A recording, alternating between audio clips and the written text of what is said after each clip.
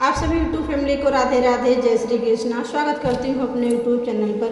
बहुत ही सुंदर आप लोगों के बीच एक कहरवा नाच गीत लेकर के आई हूँ। गीत को पूरा सुनना और कैसा लगा कमेंट करके बताना। हमारे चैनल को भी अपना प्यारा आशीर्वाद देना। राधे राधे, जय श्री कृष्णा। गोल गोल भाटवा का लंबा लंबा पातवा, गोल गोल भाटवा का लंबा लंबा पातवा, ते ही तारा चोरवा लुकाय रैन रतिया, ते ही तारा चोरवा लुकाय रैन रतिया।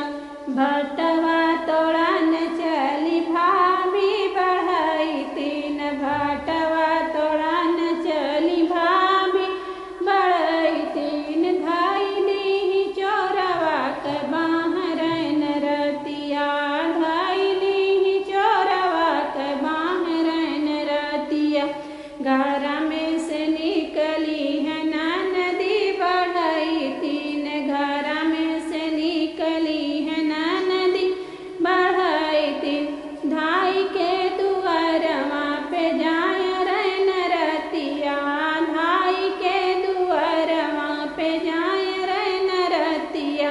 धीरे से भौजी पकड़ा चोरवा के बाहिया, धीरे से भौजी पकड़ा चोरवा के बाहिया, चोरवा त तुहर नन धोई रैन रतिया, चोरवा त तुहर नन धोई नैन रतिया। जाऊ मैं